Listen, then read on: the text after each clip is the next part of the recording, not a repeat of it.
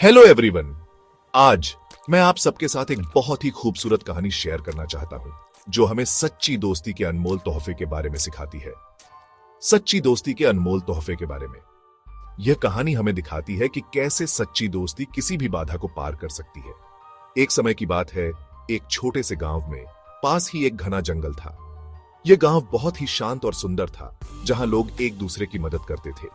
यहां मोहन और रामू नाम के दो दोस्त हर रोज साथ में खेलते थे। वे दोनों एक दूसरे के बिना एक पल भी नहीं रह सकते थे।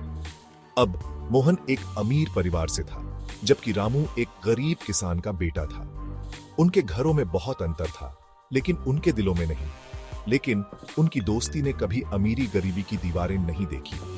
वे हमेशा एक दूसरे के साथ खड़े रहते थे, चाहे कोई भी परिस्थिति हो।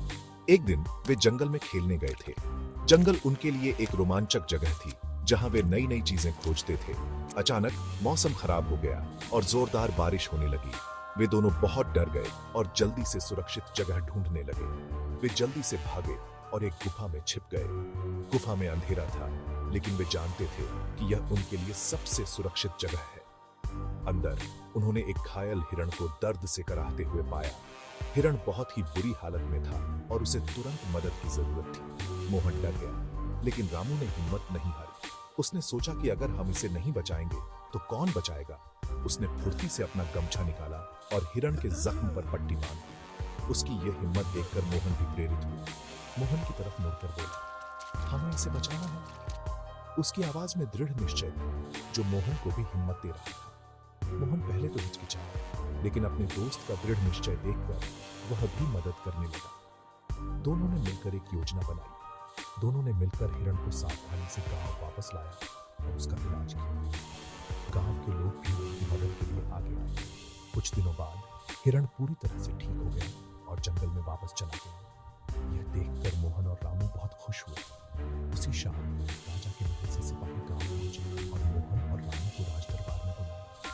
यह उनके लिए बहुत बड़ा सम्मान था। राजा ने बताया कि हिरण उसका पालतू था, जो शिकारियों से बच निकला था। राजा ने उनकी बहादुरी की बहुत तारीफ की। वह उनकी दयालुता और बहादुरी से बहुत प्रभावित हुआ और उसने उन्हें खूब इनाम दिया। यह उनके लिए एक अविस्मरणीय पल था। रामू को पढ़ाई जारी रखने के लिए स्कॉलरशिप मिली और मोहन ने एक अनमोल सबक सीखा। सच्ची दोस्ती पैसों या हैसियत से नहीं, बल्कि दिल की सच्चाई से होती है। यह उनके जीवन का सबसे बड़ा उपहार था। उस दिन से उनका बंधन और भी मजबूत हो गया। वे जानते थे कि वे हमेशा एक दूसरे के साथ रहेंगे, चाहे कुछ भी हो। तो दोस्तों, इस कहानी का मोरल सरल है और गहरा है। सच्ची दोस्ती किसी भी मुश्किल समय के साथ खड़ी रहती है। सच्ची दोस्ती जात पात, पैसों या डर पर नहीं, आपसी विश्वास और दया पर टिकी होती है। सुनने के लिए धन्यवाद।